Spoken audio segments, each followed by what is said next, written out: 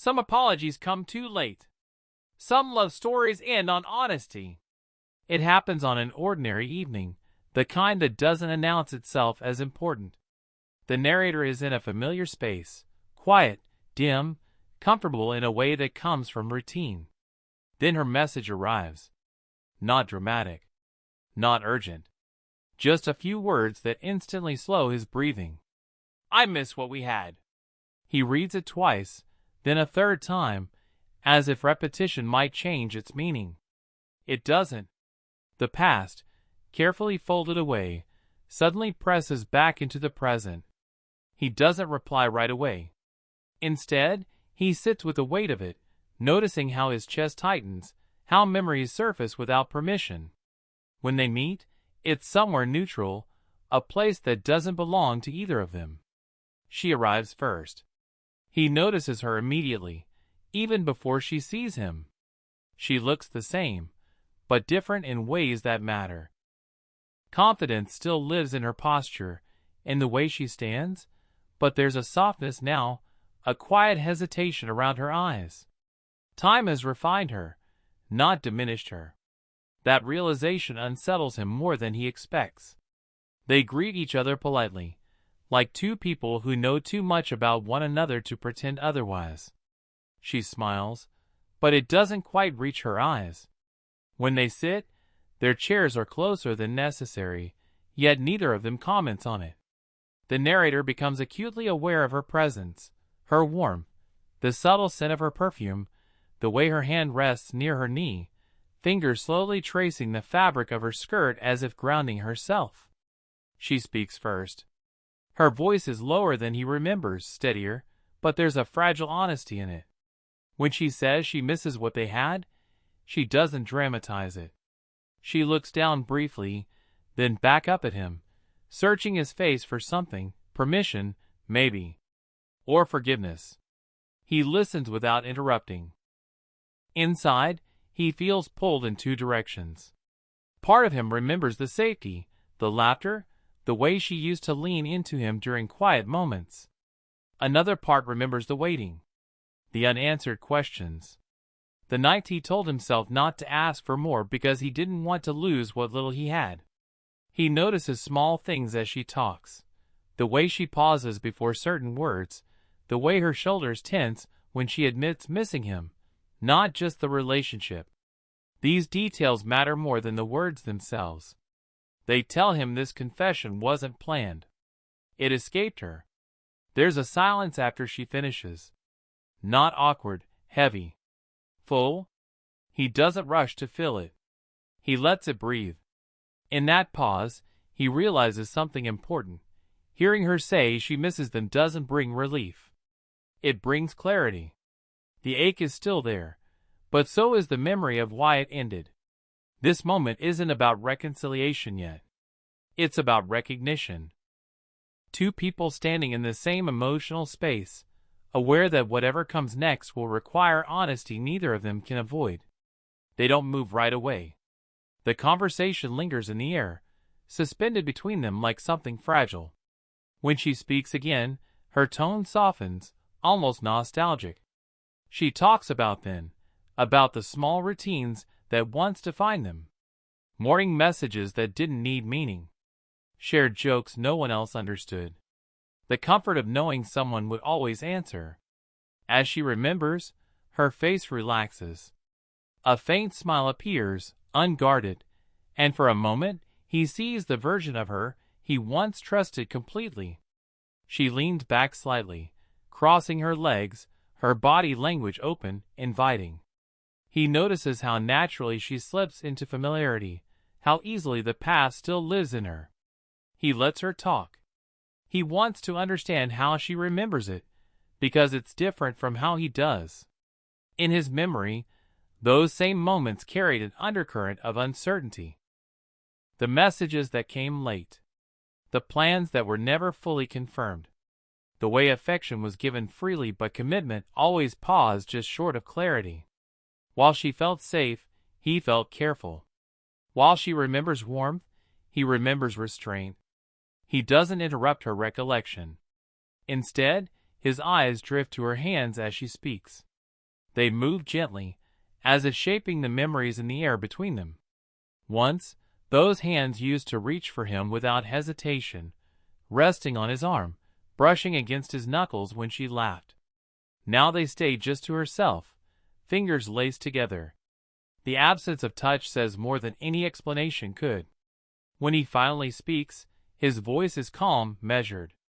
He doesn't challenge her memories. He places his own beside them. He tells her what it felt like to love her quietly, to lower his expectations because he didn't want to pressure her, to feel proud of her independence, yet unsure where he fit within it. She listens closely, her expression changing as his words land. The smile fades, replaced by something more thoughtful. She doesn't look away. That matters to him. He senses this is the first time she's truly hearing his version without defensiveness. The space between them feels smaller now, charged not with desire, but with truth. Their knees nearly touch. He's aware of the heat there, the awareness of her presence pressing into him. Neither shifts away. Neither leans in. The restraint is intentional, mutual. She admits she remembers those moments differently because she was focused on survival, on maintaining control, on keeping her life balanced. She didn't see the cost of her hesitation at the time.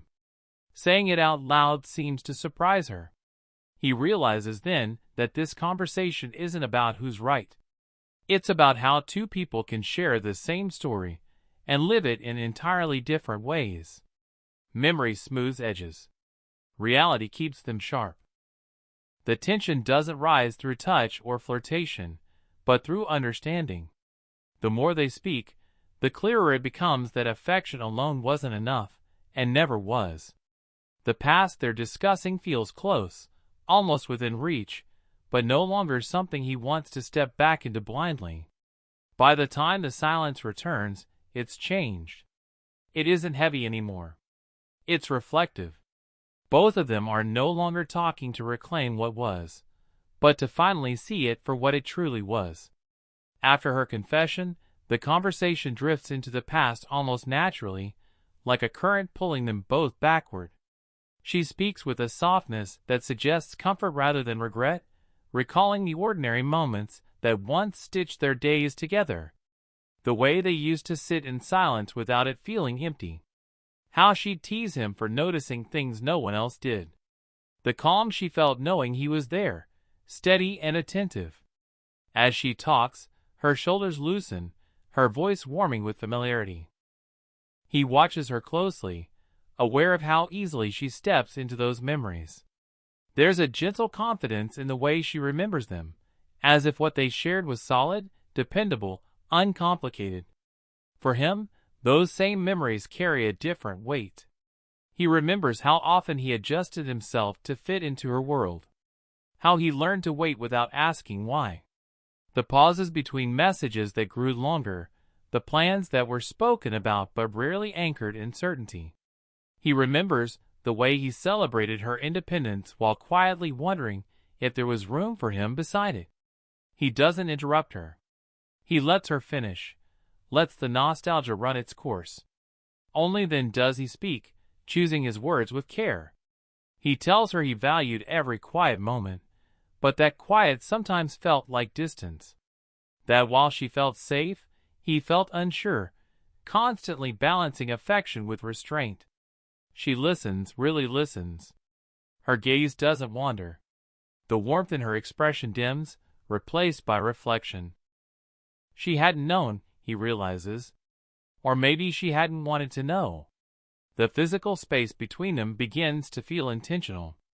Their chairs are close enough that his knee brushes hers when he shifts. The contact is brief but noticeable, a reminder of familiarity still present. Neither of them pulls away. The touch isn't charged with desire, but with recognition. She admits that at the time, she was protecting herself. Her life was already full of responsibility, expectation, history. Loving him felt natural, but committing fully felt dangerous. Saying it now, she exhales, as if relieved to finally name it. He understands then that memory has softened her version of the past, while his has preserved the ache. Neither of them is wrong. They simply live different emotional truths under the same roof of moments. As the conversation continues, the tension shifts. It's no longer about longing, it's about alignment. He realizes that what hurt most wasn't the absence of love, but the absence of clarity. Loving her meant living in emotional limbo, and he'd mistaken patience for strength. She nods slowly, absorbing that. Her hand lifts slightly, as if she might reach for him, then rests back in her lap. The restraint mirrors his own.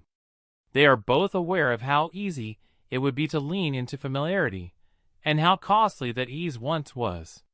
When silence returns, it feels earned, heavy with understanding, not accusation. In that quiet, he knows something has changed. The past is no longer a place he wants to return to. It's something to acknowledge, learn from, and finally see without illusion. This part ends not with resolution, but with clarity beginning to take shape, quiet, honest, and irreversible. The moment stretches longer than either of them expects. The air feels still, as if the room itself is waiting. He can hear the faint sounds around them, the distant clink of a cup, the muted hum of voices elsewhere, but none of it reaches him fully. His focus stays on her, on the way she sits so composed yet slightly tense, as though bracing for something unnamed. He knows the words he's been avoiding. They've lived in him for a long time, shaped by disappointment and patience alike. Saying them now doesn't feel impulsive. It feels necessary. He lifts his gaze and meets her eyes. He doesn't harden his voice. He doesn't soften it either. When he finally speaks, it's steady, deliberate.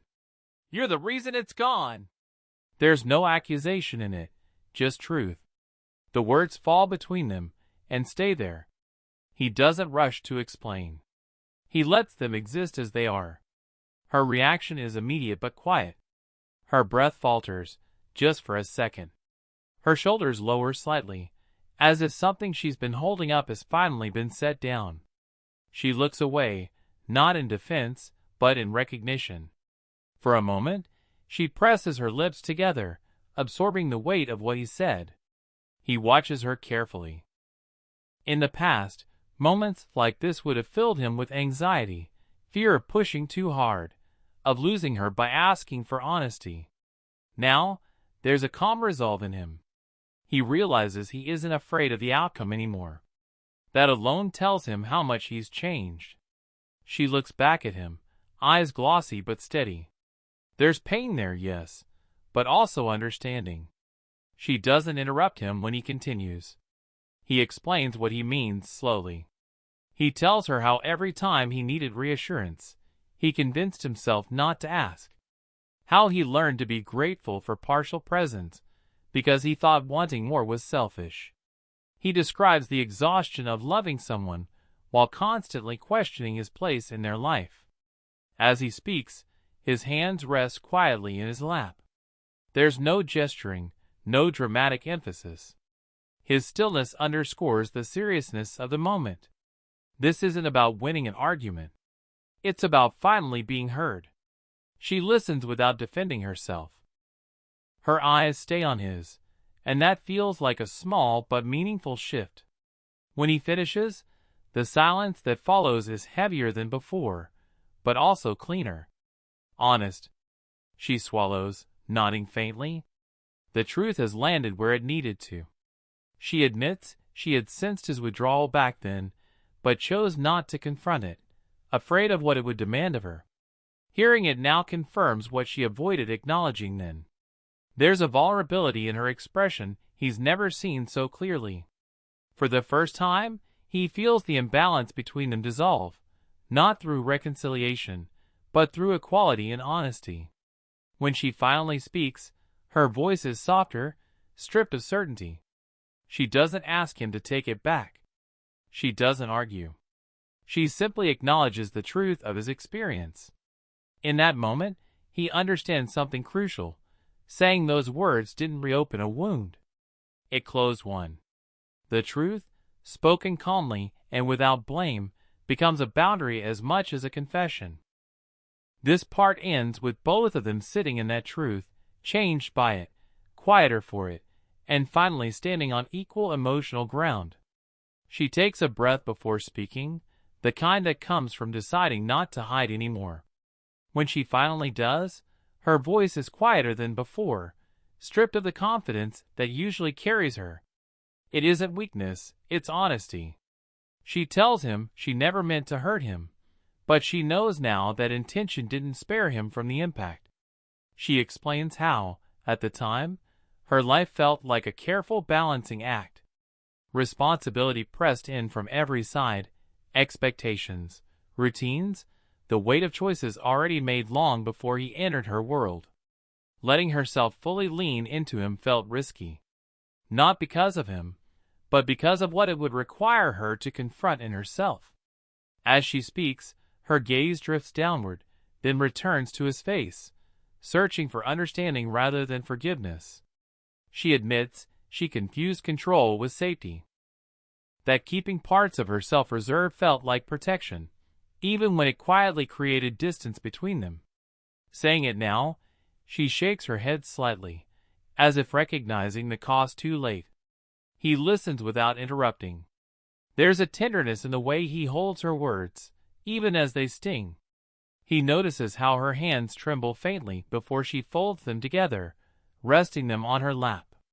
The composed woman he once admired is still there, but now layered with something more human, more exposed. She pauses, then continues, voice barely above a murmur. She tells him she was afraid of how much she needed him. Afraid of how easily he saw through her, how effortlessly he made her feel understood. In a world where she was expected to be certain, capable, and composed, needing someone felt like surrender. The admission lands heavily between them. He realizes she isn't offering excuses. She's offering truth.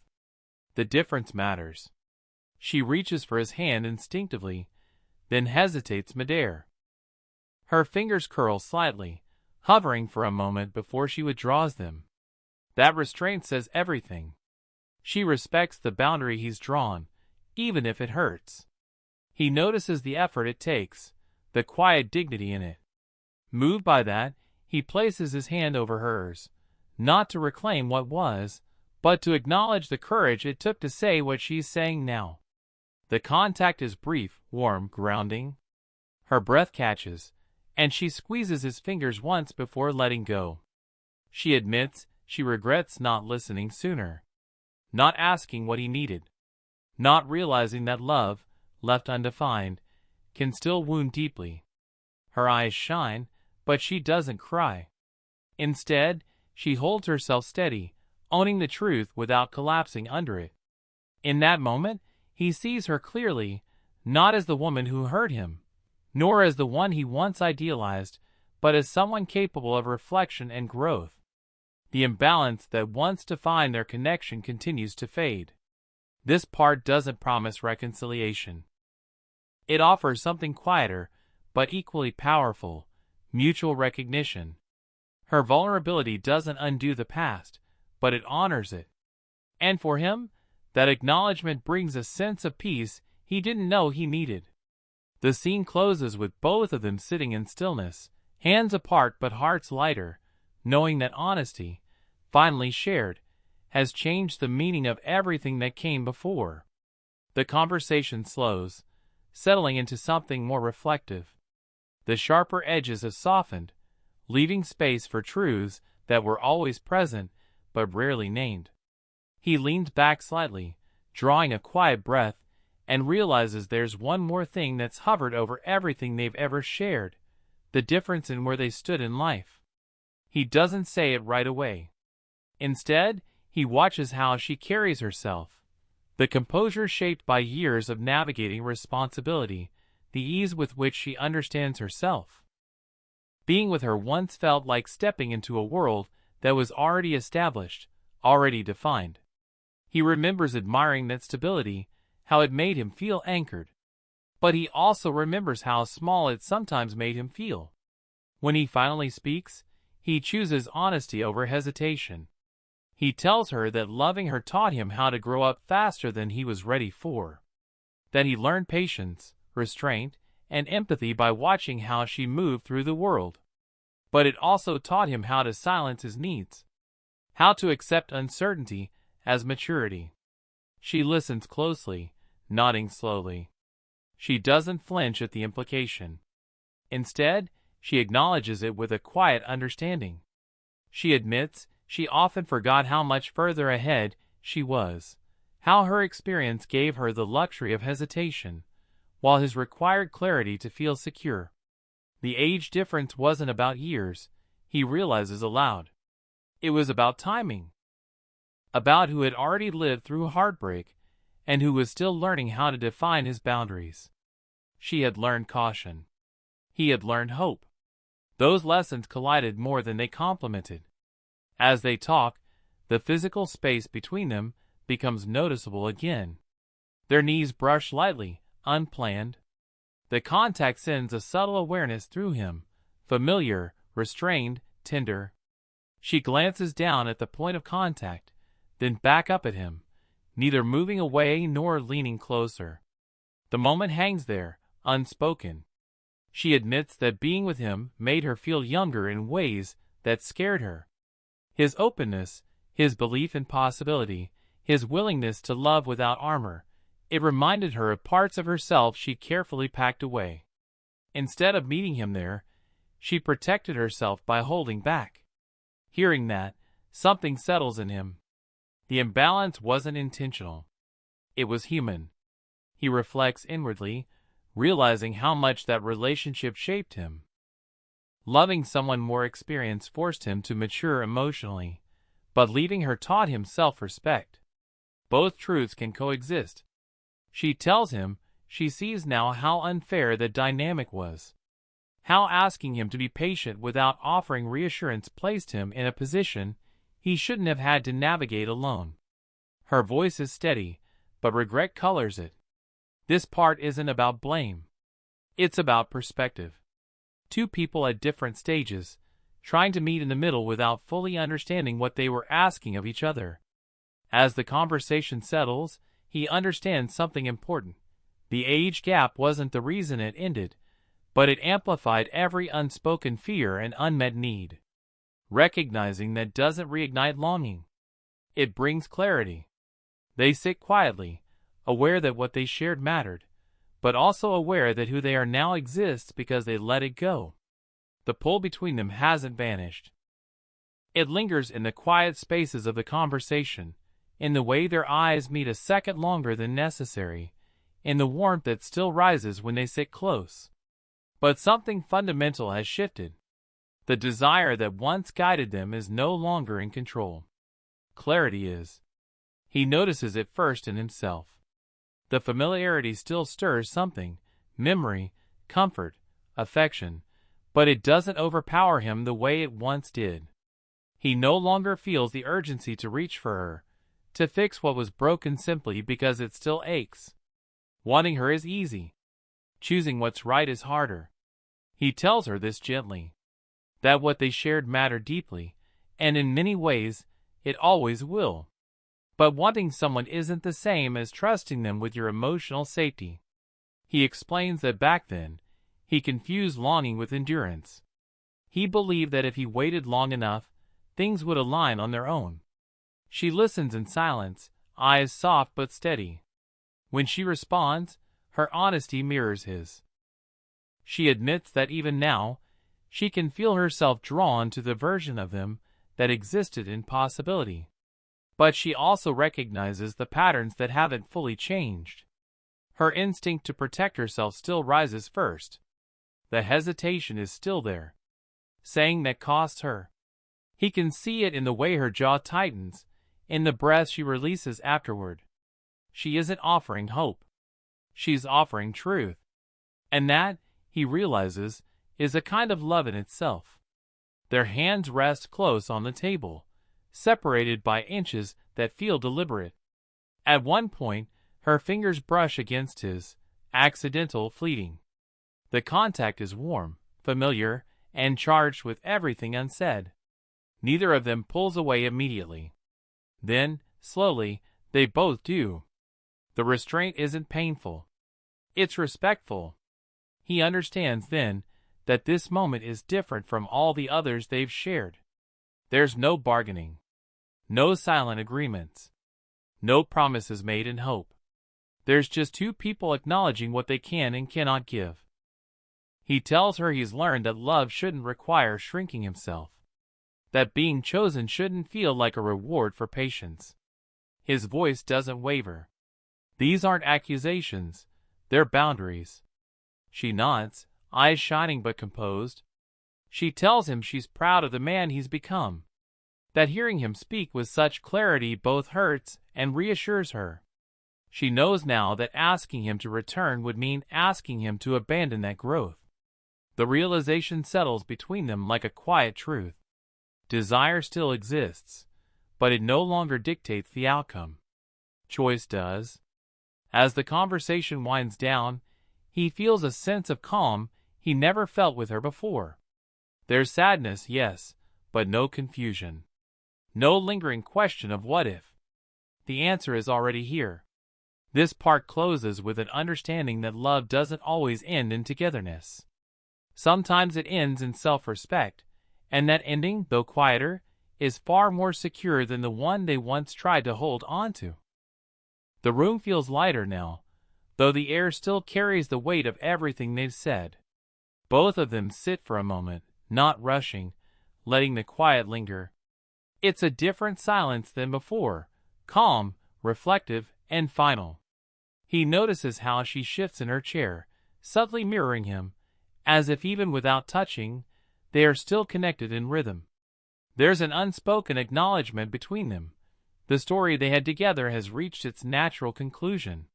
She rises first, almost tentatively. He does too, standing beside her in that familiar alignment. He notices the way she breathes, small, controlled, steady, how she balances dignity with vulnerability. Her eyes meet his, full of something he can't name at first, a mix of affection, regret, and gratitude. It's the look of someone who's accepted her own flaws and theirs, and yet still recognizes the bond they shared. She moves closer, and before either of them can overthink it, they embrace. It isn't long or urgent. It's measured, respectful, and heartfelt. Her arms rest lightly across his shoulders, and he holds her around the waist, careful not to linger too long, careful to let the moment exist without expectation. Their bodies remember what words cannot convey, the warmth of closeness, the softness of familiarity, the reassurance of mutual care. Her head rests briefly on his chest, and he feels her breath, quick and uneven, then slowly evening out. The simple rhythm is intimate, silent, and honest. When they pull apart, it's deliberate but gentle. Their hands linger in the briefest contact, fingers brushing, a subtle squeeze, a silent goodbye. He sees her smile, small and wistful, acknowledging the gratitude she feels for what they once had. It's not a smile of hope for reunion, but of respect for shared history. He realizes in that moment that love doesn't always mean holding on. Sometimes it means honoring the other person's presence and then letting go. They step back, giving each other space. He notes the small details, how she tucks a strand of hair behind her ear, how her shoulders straighten, the faint scent she leaves lingering. She nods softly, a quiet gesture of understanding. He nods back. Neither says, "I wish it were different." Both know that what was enough, and that moving forward separately is the right choice. As she walks away, he watches her with a calm clarity he didn't have before.